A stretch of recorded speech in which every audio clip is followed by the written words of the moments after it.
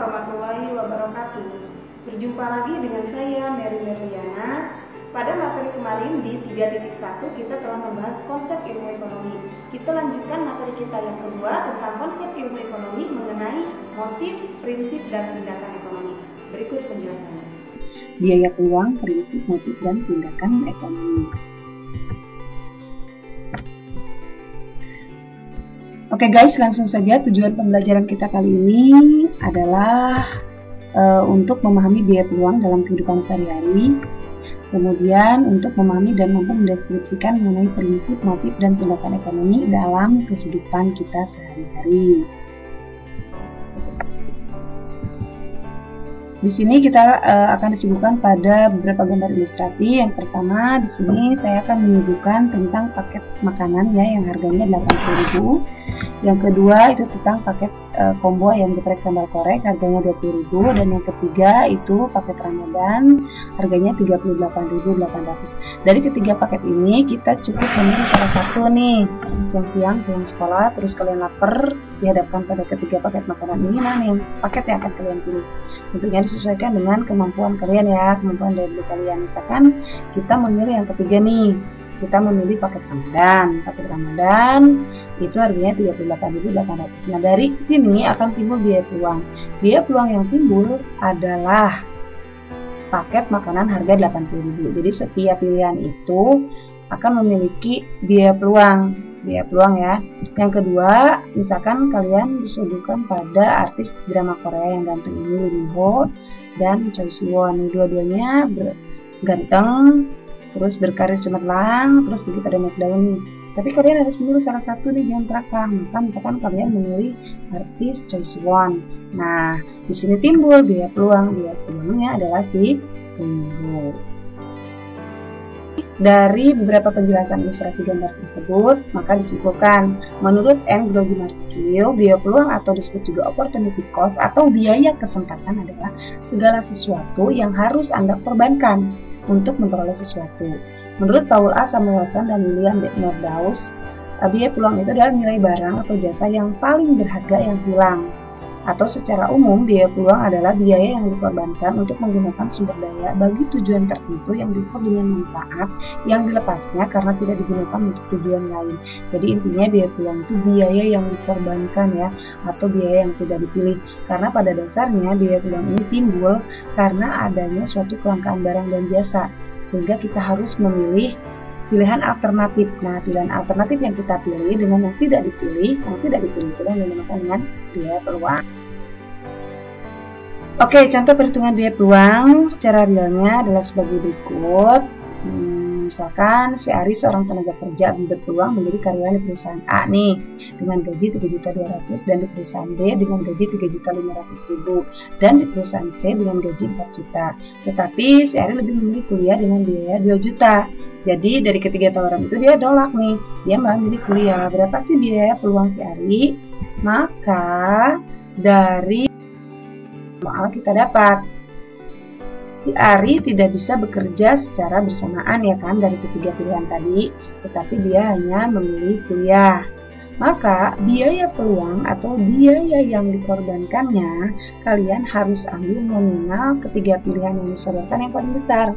Tadi dia dipilihkan pada 3 perusahaan A, B, dan C. Perusahaan yang paling gede tuh gajinya ternyata perusahaan C dengan besaran gaji 4 juta. Nah, 4 juta inilah yang dinamakan dengan biaya peluang. Jadi biaya peluang itu biaya yang paling besar dikorbankan ya intinya. Nah, perbedaan biaya peluang dan biaya sehari-hari.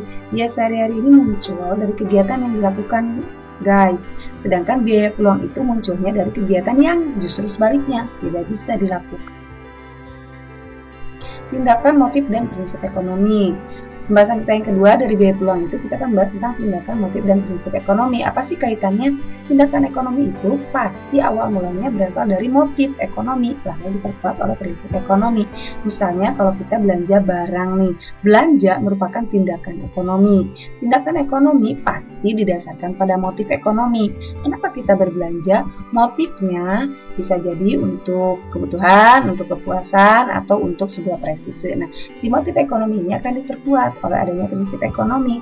Prinsipnya kalau kita belanja nih pasti harus yang high quality, yang murah, yang aman, yang nyaman, dan yang tentunya aja dong bisa murah meriah tapi berkualitas.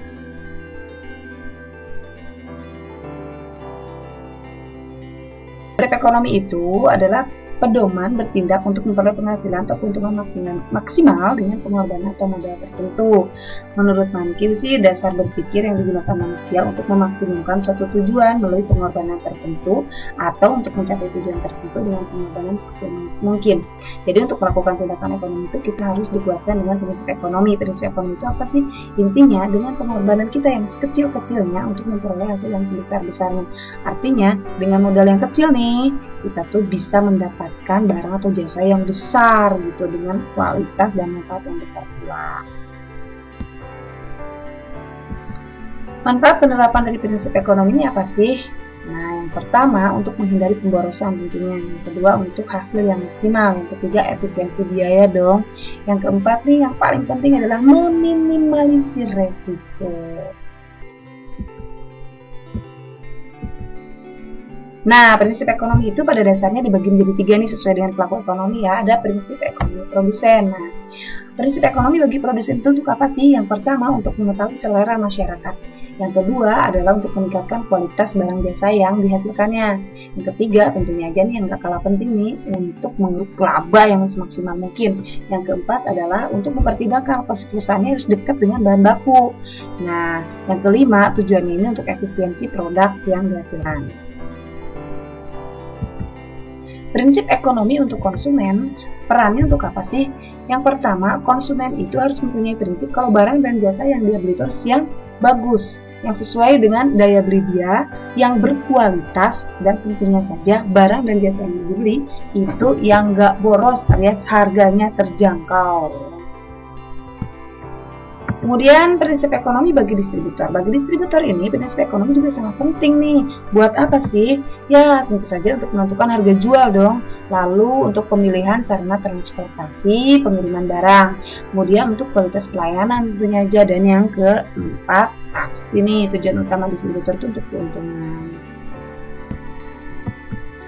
Nah, motif ekonomi nih. Tadi tindakan ekonomi kan nggak akan ada kalau nggak ada motif ekonomi kan. Motif ekonomi itu apa sih? Motivasi atau alasan yang mendorong seseorang untuk melakukan tindakan ekonomi.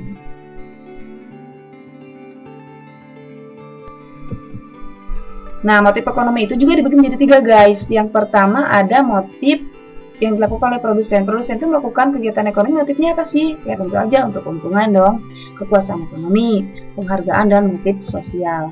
Yang kedua, motif ekonomi konsumen nih. Konsumen ini memiliki alasan untuk melakukan tindakan ekonomi. Apa sih?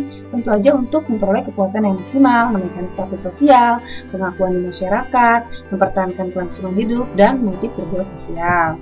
Kemudian yang terakhir nih, motif ekonomi bagi distributor. Itu aja untuk memperoleh balas jasa atas barang dan jasa yang dia kirimkan dong ya.